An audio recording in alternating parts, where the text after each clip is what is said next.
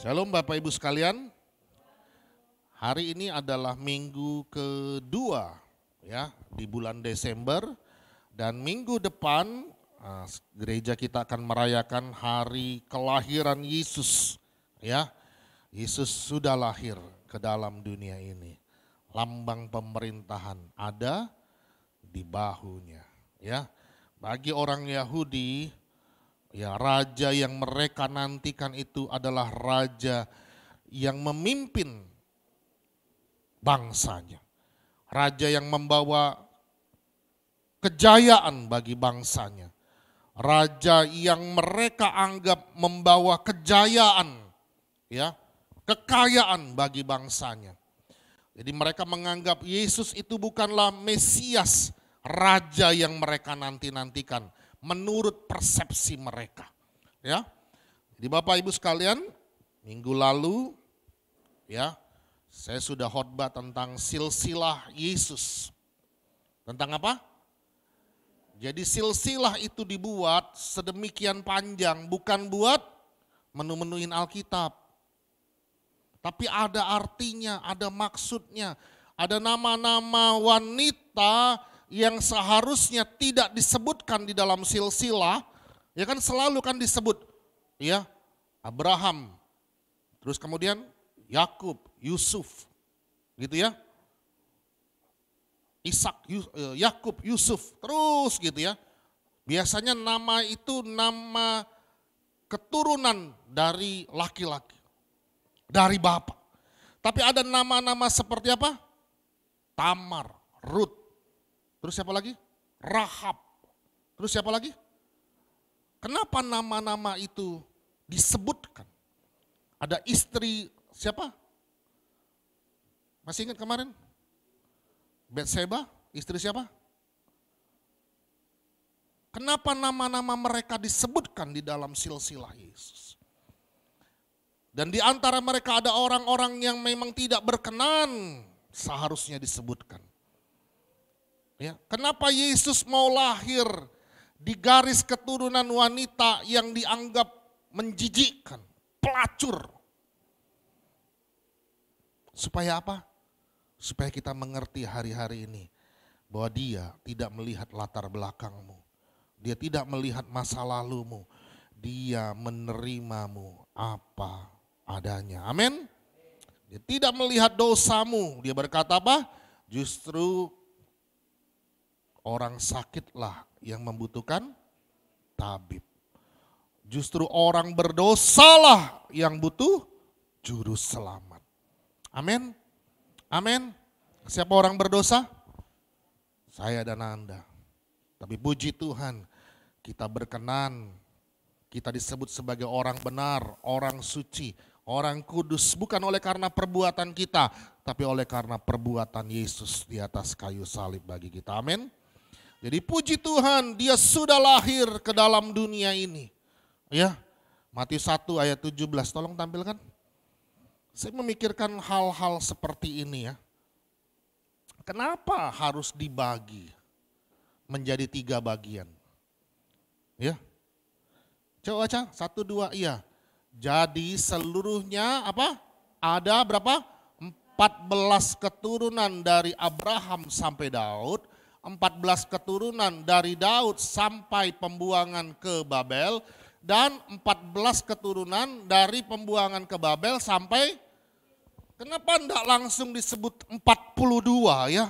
Kenapa disebut 3 kali 14? Dari Abraham sampai ke Daud, dari Daud sampai ke pembuangan Babel, dari pembuangan ke Babel sampai Kristus. Kenapa dibagi menjadi 3 bagian?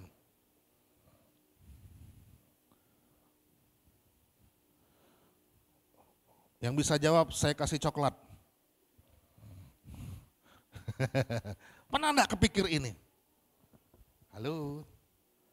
Kenapa 42? Kenapa 3 kali 14? Kenapa enggak langsung 42 keturunan? Kemarin siapa yang cetak gol? Mana yang cetak gol dulu? Tolong angkat tangan. Sekarang coba cetak gol. Jawab pertanyaan saya. Halo, senyum-senyum.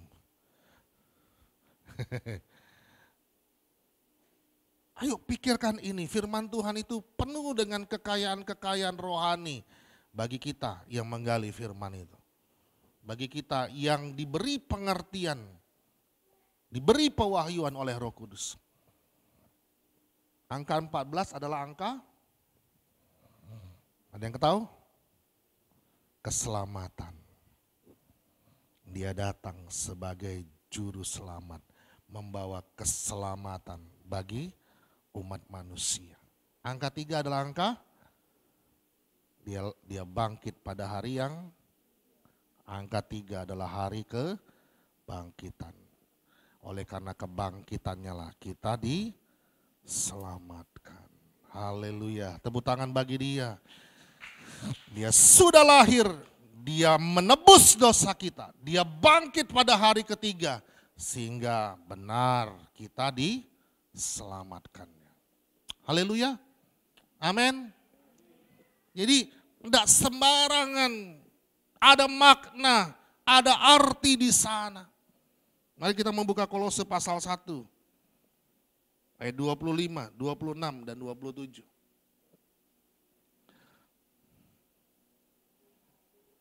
Ayo kita baca sama-sama. Kolose pasal 1 ayat 25, 26 dan 27. 1, 2 ya. Aku telah menjadi pelayan jemaat itu sesuai dengan tugas yang dipercayakan Allah kepadaku untuk meneruskan firman-Nya dengan sepenuhnya kepada kamu.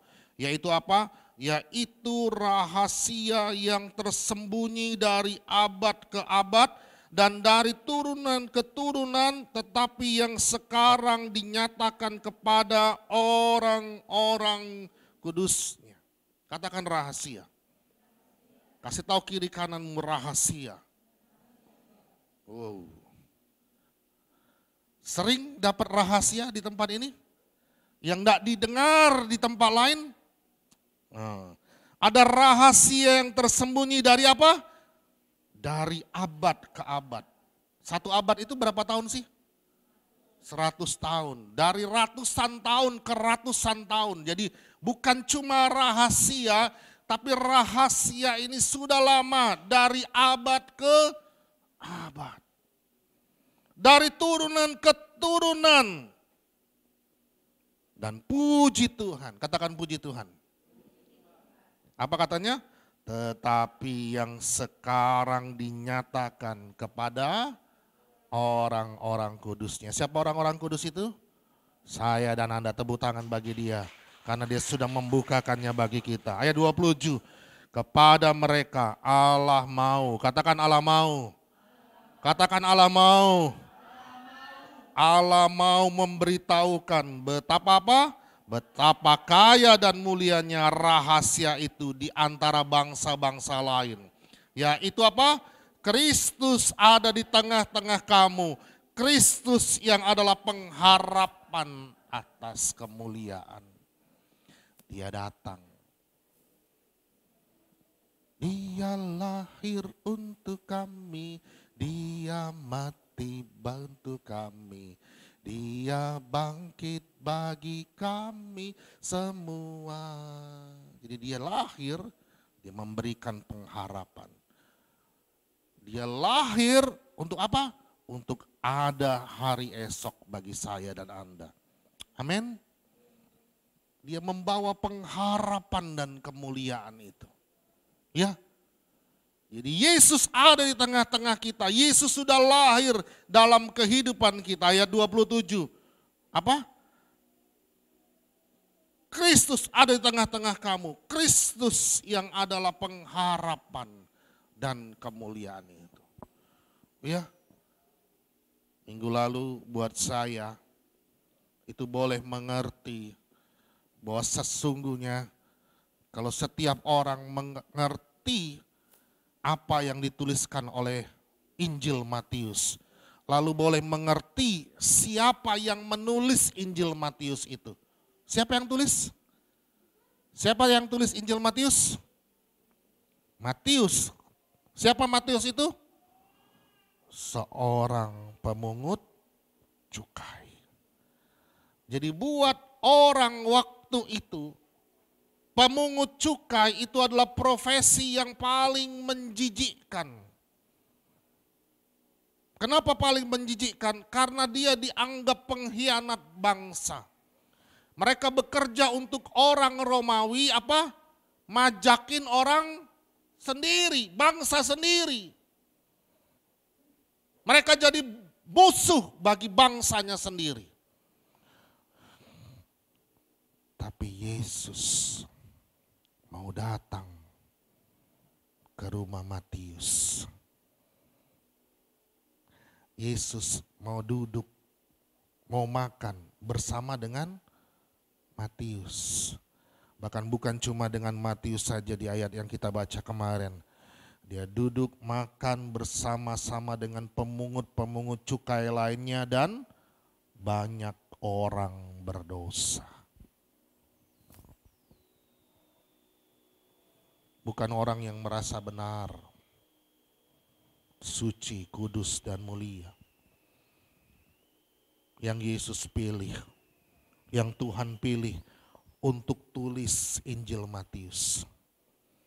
Tapi justru orang yang dianggap tidak berlayak, yang jadi musuh bagi banyak orang. Jadi kalau kita tahu latar belakang ini, ngerti siapa yang nulis kitab Matius ini. Waktu saya merenungkan ini, masih berani sombong enggak? Nggak ada yang berani meninggikan diri. Waktu kita tahu siapa Yesus, dia adalah anak Allah, putra tunggal, yang turun dari sorga yang mulia, datang buat kita orang berdosa. Dia lahir di mana? Lahir di mana? Di dalam palungan. Beralaskan apa? Lampin. Tempat yang tidak berlayak buat dia, yang kotor buat dia. Tapi justru yang kotor, tempat yang kotor, tempat yang tidak berlayak itulah yang dia pilih untuk dia lahir di sana. Masihkah kita mampu meninggikan diri kita?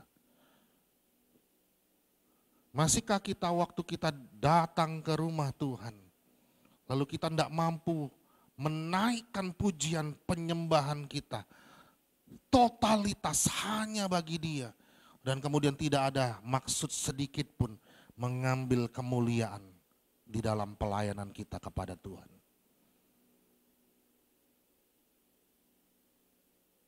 Waktu kita memuji Dia, waktu kita menyembah Dia, waktu kita melayani Dia, kita totalitas 100% hanya bagimu Tuhan. 100% hanya untukmu Tuhan. Amin. Hanya Engkau yang layak kami tinggikan. Hanya Engkau yang layak kami agungkan. Hanya Engkau yang layak kami muliakan di atas segala-galanya. Amin. Jadi waktu kita memuji Dia, menyembah Dia, spontanitas. Katakan spontanitas. Tidak disuruh-suruh dari hati yang paling dalam, yang meluap-luap menaikkan pujian syukur kita kepada Tuhan. Tidak disuruh-suruh angkat tangan. Tidak disuruh berdiri sendiri. Tidak disuruh berlutut sendiri, spontanitas dari hati yang paling dalam. Ada kelepasan, ada kemerdekaan, ada kebebasan waktu memuji Dia, menyembah Dia. Hari-hari ini banyak orang Kristen, banyak orang percaya kehilangan esensi karena tidak mengerti. Karena menganggap bahwa begitu Alkitab itu selesai ditulis dan kanonisasi itu selesai diurutkan oleh urutan-urutan kitab-kitab itu, maka mereka kebanyakan menganggap bahwa Tuhan tidak lagi bicara kepada umatnya. Bukankah kekristenan itu bicara tentang hubungan antara anak dan Bapa di sorga? Bayangkan ini, apakah Bapa yang memiliki anak-anaknya tidak ingin bicara kepada anaknya? Dan anak-anak tidak rindu ketemu lalu bicara dengan bapaknya? Apakah seperti itu? Kekristenan bicara bukan cuma tentang Yesus yang sudah lahir, datang ke dalam dunia ini untuk menyelamatkan orang berdosa. Tapi kekristenan juga bicara tentang apa? Bicara tentang hubungan anak dan bapa. Engkau bukan lagi hamba, tapi engkau sudah menjadi anak-anak Bapa di sorga. Amin. Bapa rindu bicara dengan anak-anaknya. Anak-anak pun rindu bicara komunikasi dengan bapaknya. Kapan hal itu terjadi? Waktu engkau naikkan pujian penyembahanmu. Itulah waktunya engkau bicara dengan hatimu yang paling dalam. Engkau berkata-kata lewat pujian penyembahan itu. Kau berdoa kepada Tuhan. Disitulah waktunya sebenarnya engkau sedang bicara dengan Bapamu di sorga. Waktu engkau kunci kamarmu, engkau berlutut, engkau berdoa. Disitulah waktunya sebetulnya engkau sedang bicara dengan Bapamu di sorga. Di waktu engkau setir mobil, waktu engkau naikkan pujian penyembahanmu dari dalam lubuk hatimu, lalu engkau bicara dengan Bapamu di sorga. Itulah waktu di mana engkau sedang berkomunikasi dengan Bapamu yang di sorga. Lalu waktu engkau spesial tiap pagi, baca tuh firman Tuhan, lalu engkau menemukan hal-hal yang baru, hal-hal yang spesial secara pribadi. Bukankah itu adalah waktu di mana Bapa sedang bicara dengan anaknya? Dia rindu. Lebih dari rindu, hubungan itu, hubungan yang intim antara Bapa dengan anak dan anak dengan Bapa.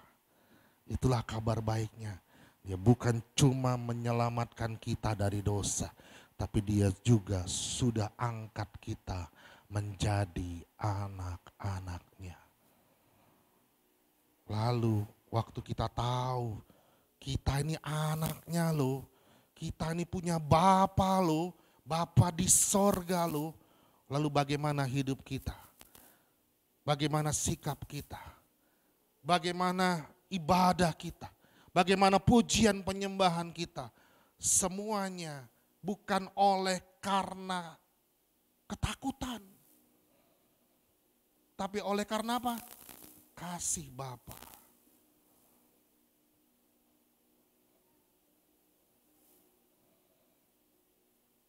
Kita melayani bukan oleh karena ketakutan. Takut tidak diberkati. Takut apa lagi? Takut dikutuk.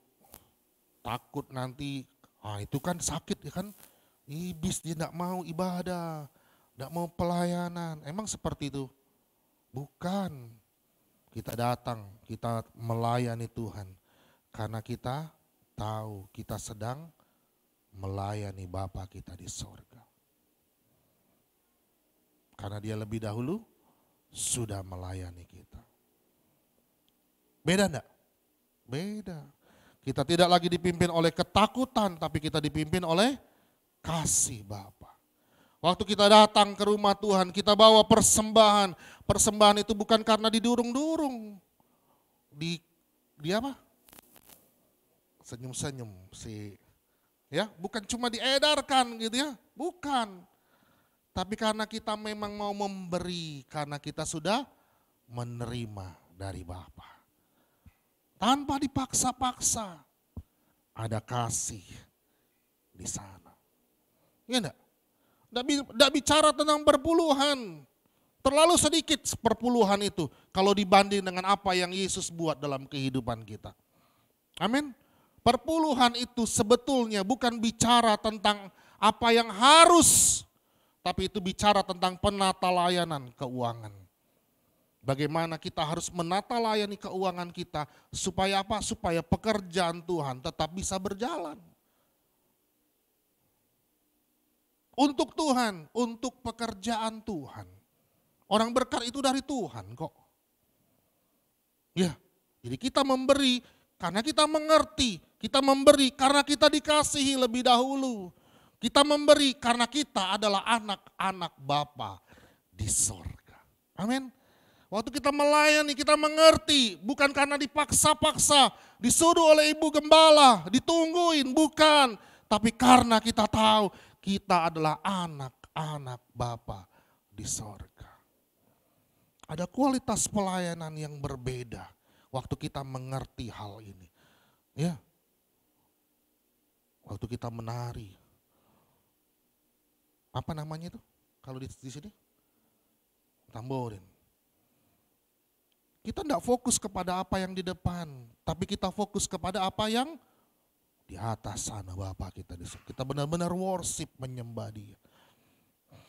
Kita tidak fokus di atas mimbar ini fokus kepada yang ada di depan kita, tapi kita fokus kepada Yesus yang ada duduk di sebelah kanan Allah Bapa.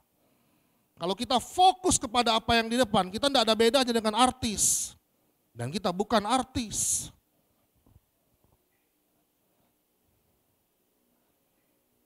Ya.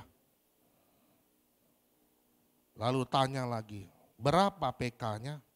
Artisnya itu kan tanya berapa PK-nya. Hari-hari ini saya sangat sakit telinga saya. Kok cuma dikasih segini? Ini kan mau Natal besar ya. Saya bilang dalam hati saya, puji Tuhan di tempat saya tidak ada seperti itu. Tidak ada mental artis. Sampai hari ini saya pegang sebuah akun medsos. Karena saya pernah handle Natal daerah ini. Lalu ada yang DM saya langsung. Pastor, kapan Natal bersamanya? Ada artisnya enggak? Ada, saya bilang. Siapa? Tuhan Yesus Kristus. Dialah artis satu-satunya dalam hidupku dan hidupmu selama-lamanya. Dia diam langsung. Tidak bersuara lagi. Iya kan? Iya. Anda ke ibadah, cari siapa? Cari Yesus atau cari artis? Nian. Nian. Iya ya. Saya puji Tuhan di tempat ini tidak ada yang seperti itu. Ya. Amin. Amin enggak Onel? Amin Pak.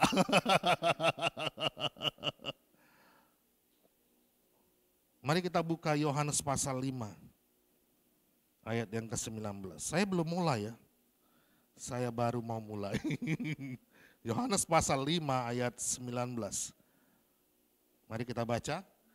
Maka Yesus menjawab mereka, katanya, aku berkata kepadamu, sesungguhnya anak tidak dapat mengerjakan sesuatu dari dirinya sendiri, jikalau tidak ia melihat Bapa mengerjakannya. Sebab apa yang dikerjakan Bapa, itu juga yang dikerjakan. Bapak Ibu sekalian, anak itu niru dari apa yang dikerjakan bapaknya. Saya ulangin ya.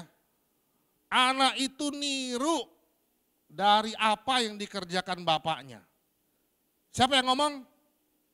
Ini firman Tuhan. Jadi bapak itu adalah imam dalam keluarga. Siapa yang bilang? Firman Tuhan. Ya. Saya waktu mereka lagi kecil, saya kan ada kebiasaan yang tidak bagus gitu ya. Tutup lemari, saya tidak tutup kayak gini, enggak. Ngambil santainya saja. Terus satu saat saya lihat satu di antara mereka Sweet. Bes, saya bilang. Terus evaluasi lah ya. Itu dari siapa? Dari kita, Bapaknya.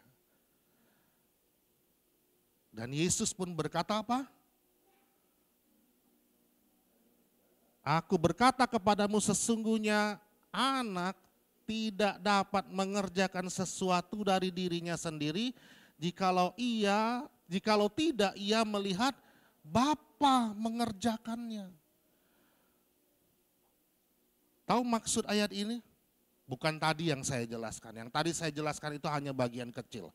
Bagian besarnya adalah kita sudah lihatkah apa yang sudah dikerjakan Bapa kita di sorga? Itu juga yang kita kerjakan hari-hari ini. Amin. Amin. Karena kita melihat apa yang Bapa kerjakan. Sebab apa yang dikerjakan Bapa itu juga dikerjakan oleh anak.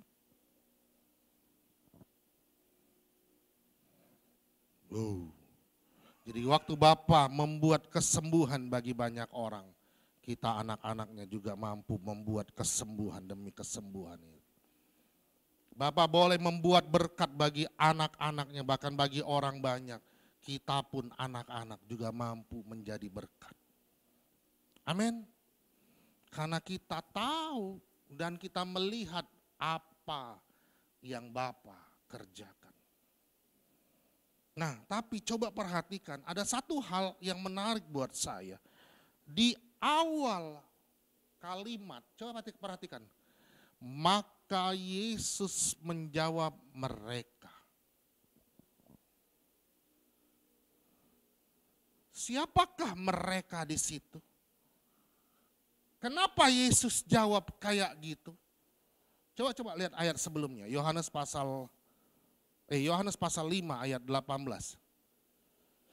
Yuk baca sama-sama. Sebab itu orang-orang Yahudi lebih berusaha lagi untuk membunuh.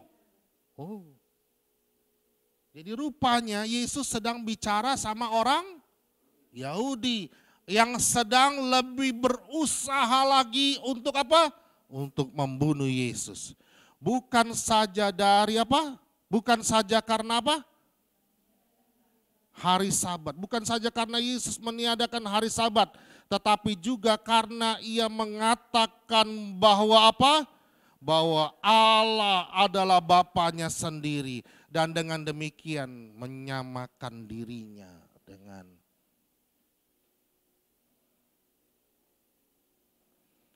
dibuat orang Yahudi. Apa? Kau anak. Mereka marah.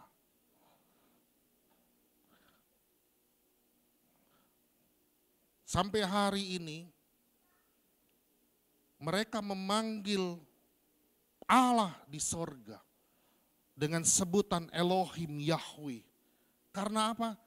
Karena mereka berusaha untuk membatasi hubungan Bapa dengan anak itu.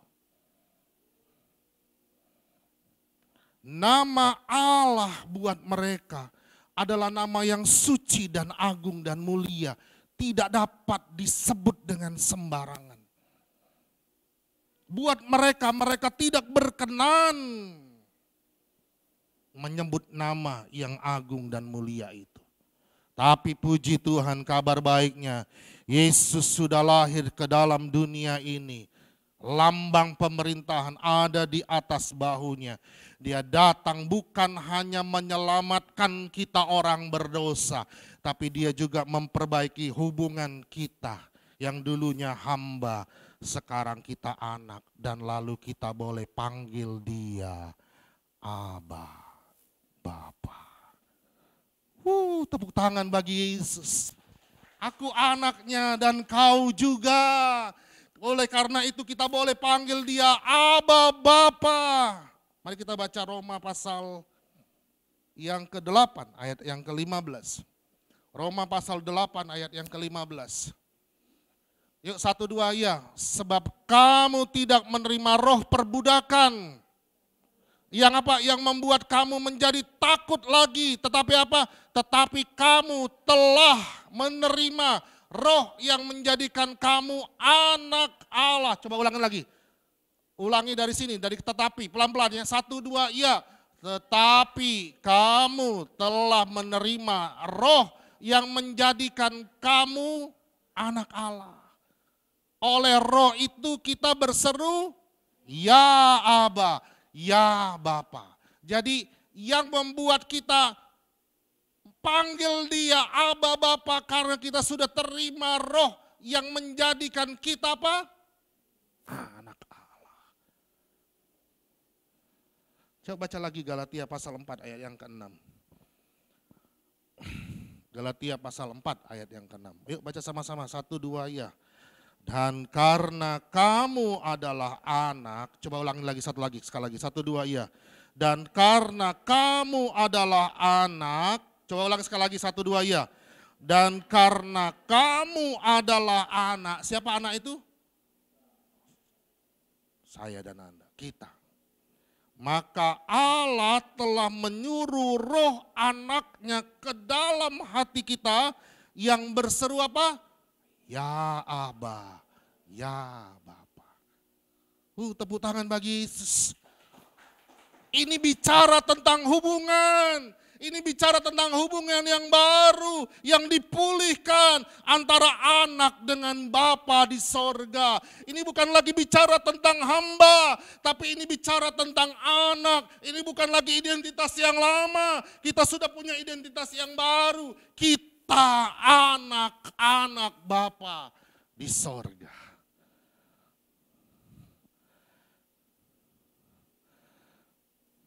Ada status, ada identitas yang baru. Ada identitas yang mulia yang diberikan kepada kita. Makanya Yohanes pasal 5 ayat 18 tadi. Orang-orang Yahudi marah. Coba buka Yohanes 5 ayat 8. Mereka marah. Mereka lebih lagi mau bunuh Yesus. Apa-apaan ini? Hanya orang Yahudi yang tetap kepada identitas mereka yang lama. Saya dan Anda bukan orang Yahudi. Kita adalah orang-orang yang dicangkokkan. Katakan dicangkokkan. Coba baca.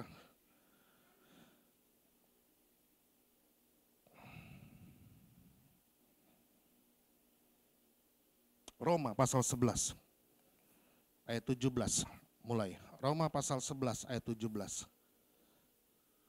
Yuk baca yuk. 1, 2, iya. Karena itu apabila beberapa cabang telah dipatahkan dan kamu sebagai tunas liar telah dicangkokkan. Siapa tunas liar itu? Saya dan Anda. Kita bukanlah umat pilihan. Bangsa pilihan Allah itu adalah bangsa Israel, tapi Israel menolak dia. Ada beberapa dari orang Israel menolak mereka, menolak Yesus sampai hari ini. Mereka tidak menganggap Yesus sebagai Sang Mesias Juru Selamat itu. Karena mereka tidak percaya. Mereka putus hubungan dengan Allah. Mereka tidak lagi menempel kepada pokok anggur itu. Paham enggak? Yohanes 15 ayat 1 itu. Cok, buka dulu Yohanes pasal 15 ayat 1. Ini simpan ya. Simpan, coba simpan. Ya, simpan. Sekarang coba buka Yohanes 15 ayat 1. Ini siapa yang ngomong? Yesus. Yuk baca, 1, 2, iya. Akulah pokok anggur yang benar dan Bapakulah. Ini kapan Yesus bicara? Di mana Yesus bicara? Kepada siapa Yesus bicara? Ini adalah saat-saat terakhir sebelum dia menyerahkan dirinya untuk disalibkan. Dia sedang bicara dengan murid-muridnya secara pribadi. Di atas loteng Yerusalem. Dia bicara sama murid-muridnya. Akulah pokok anggur yang benar. Pernah enggak pikirkan ini? Kenapa pokok anggur ya? Kenapa enggak pokok mangga? Atau belimbingnya Bu Gembala? Kenapa pokok anggur? Hah? Kenapa bukan pokok durian? Oh, keren kan? Kenapa dia pokok anggur? Pernahkah Anda pikirkan ini? Setiap kata, setiap apa yang diambil dan kemudian dituliskan di dalam Alkitab, itu ada artinya, ada maksudnya. Coba buka Mazmur pasal 80 ayat yang ke-8. Mazmur pasal 80 ayat yang ke-8. Yuk baca sama-sama 1, 2, iya. Telah kau ambil pohon anggur dari Mesir. Telah kau halau bangsa-bangsa. Lalu apa? Lalu kau tanam pohon itu. Pohon anggur bicara tentang siapa? Bangsa Israel. Yohanes 15 ayat 1 tadi, coba. Akulah pokok anggur. Anggur di situ bicara tentang bangsa pilihan itu tadi. Mereka harusnya menempel. Akulah pokok anggur yang benar dan Bapakulah pengusahanya. Ayat yang kedua. Setiap ranting padaku yang tidak berbuah dipotongnya. Dan setiap ranting yang berbuah dibersihkannya. Supaya apa? Supaya ia lebih lagi banyak berbuah. Ada kata dipotongnya. Bahasa aslinya bukan dipotong. King James bilang apa? Diangkatnya. Air bahasa aslinya. Jadi Bapa tidak pernah buang kita. Yang ada apa? Tugas kita sebagai ranting adalah menempel. Katakan menempel. Menempel itu pakai usaha atau enggak? Hah? Coba pikirkan ini. Yang berbuah itu siapa? Hah? Yang memikirkan buah siapa? Pokok, bukan ranting. Amin. Jadi yang mikirkan buah-buah dalam kehidupanmu siapa? Pokok, Yesus. Siapa yang mengusahakannya? Pokok, Yesus. Jadi kita selama ini fokus kepada buah-buahnya, kita berusaha untuk berbuah. Tapi sebetulnya itu bukan urusan kita hanya nempel pada Yesus. Karena untuk berbuah itu urusan pokok anggur itu. Amin. Tepuk tangan bagi dia. Jangan cuma Pak Areva. Tempel Yesus. Tempel firman-Nya. Ya. Tiap pagi itu kan nutrisi itu firman Tuhan itu diberikan kepada kita. Dibicara sama kita. Tugas kita hanya nempel. Terima apa yang Yesus berikan, pokok berikan. Jadi buah itu bukan karena kita. Kita kan kadang-kadang kan berusaha untuk berbuah. Enggak. Terus lagunya kayak mana? Pastilah kau akan berbuah. Jadi apa katanya? Pasti. Bukan harus. Selama ini kan kita fokus kepada buahnya. Harus berbuah katanya. Buahnya harus manis. Menyenangkan banyak orang. Jadi berkat banyak orang katanya. Nah, itu lagi-lagi pakai ini.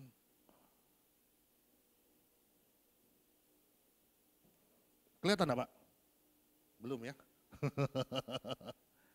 Enggak. Tugas kita hanya nempel sama pokok anggur itu. Dan firman Tuhan bilang apa? Tadi lagu tadi bilang apa? Pastilah kau akan berbuah. Pasti, bukan harus. Kalau harus itu bisa terjadi enggak? Bisa enggak terjadi enggak?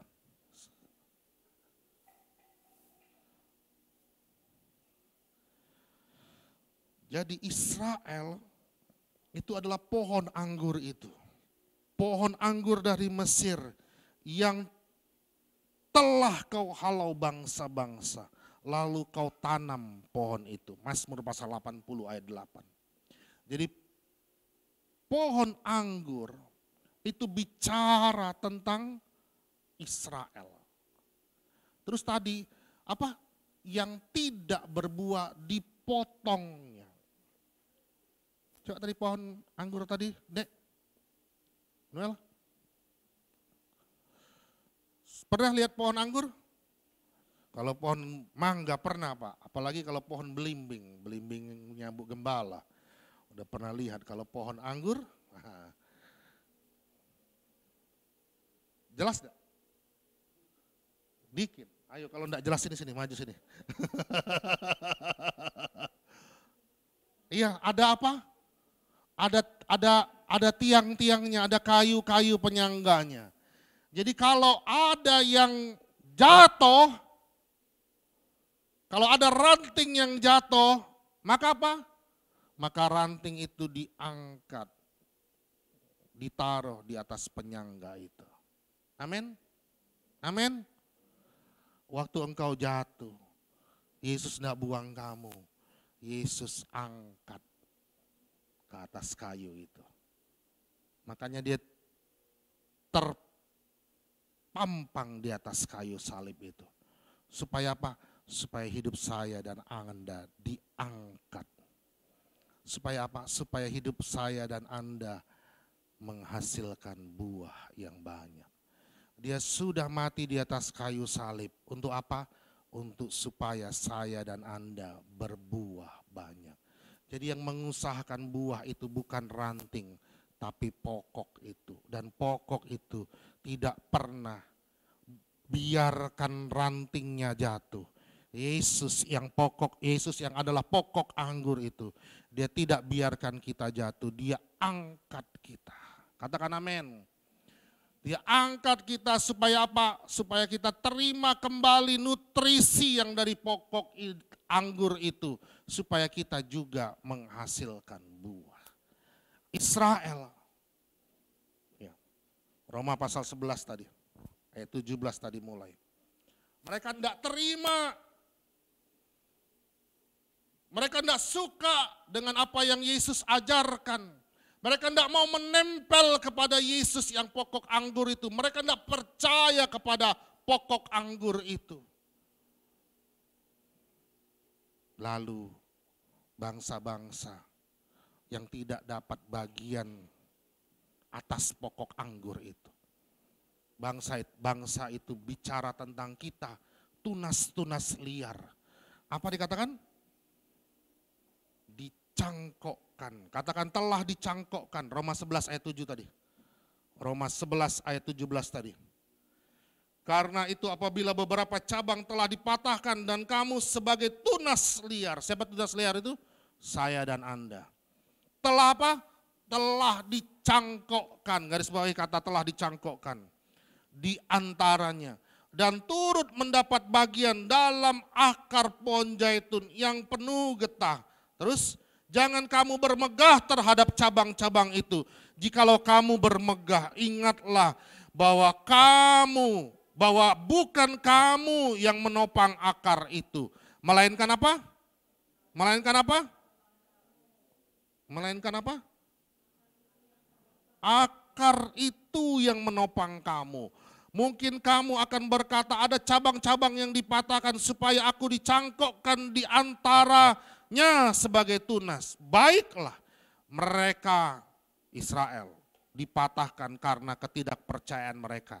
Dan kamu tegak tercacak karena iman. Janganlah kamu sombong, tetapi takutlah sebab kalau Allah tidak menyayangkan cabang-cabang asli, Ia juga tidak akan menyayangkan kamu yang sombong, Sebab itu perhatikanlah kemurahan Allah dan juga kekerasannya, yaitu kekerasan atas orang-orang yang telah jatuh, tetapi atas kamu, siapa? Atas kita. Apa katanya? Kemurahannya. Katakan kemurahannya. Katakan kemurahannya. Jadi bangsa-bangsa lain, orang-orang yang tidak menerima, yang tidak mau menempel kepada pokok anggur itu, menerima kekerasannya. Tetapi puji Tuhan, saya dan Anda menerima kemurahannya. Yaitu apa? Yaitu jika kamu tetap dalam kemurahannya. Jika tidak, kamu pun akan dipotong juga. Jadi menempellah. Katakan kirimu, menempellah. Katakan kananmu, menempellah.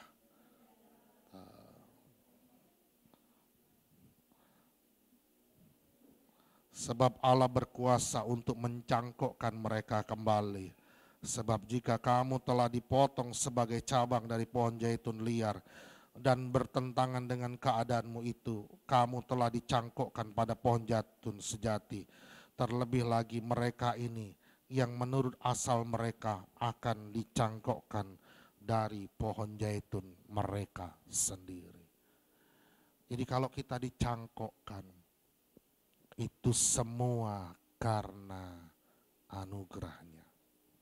Semua karena kemurahannya. Jadi saya dan Anda ada hari ini, itu karena kemurahan Tuhan. Amin. Amin. Semua hanya anugerahnya, diberikannya pada kita. Semua anugerahnya yang diberikan bila aku dipakainya. Jadi kalau kita bisa melayani Tuhan, kalau kita bisa menempel kepada pokok anggur itu, lalu kita yang adalah carang-carangnya itu boleh menghasilkan buah, kita boleh berkata semua karena anugerahnya. Jangan bilang semua karenaku, ini dadaku, mana dadamu. Nah, tapi kita bilang semua oleh karena anugerahnya. Amin. Saya rindu semua yang melayani di tempat ini. Anda melayani dengan motivasi yang benar. Karena Anda mengerti siapa Anda. Anda bukan lagi hamba, tapi Anda adalah anak-anak Allah. Anda diadopsi. Katakan diadopsi. Katakan diadopsi. Diadopsi jadi anak Allah. Ini bukan diadopsi jadi anak seorang pejabat besar atau diadopsi oleh seorang presiden, bukan. Tapi Anda dan saya diadopsi menjadi anak-anak Allah. Pikirkan ini.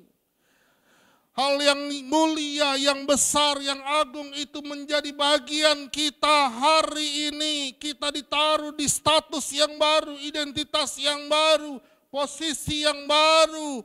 Sehingga hari ini kita mengerti kita adalah anak Allah.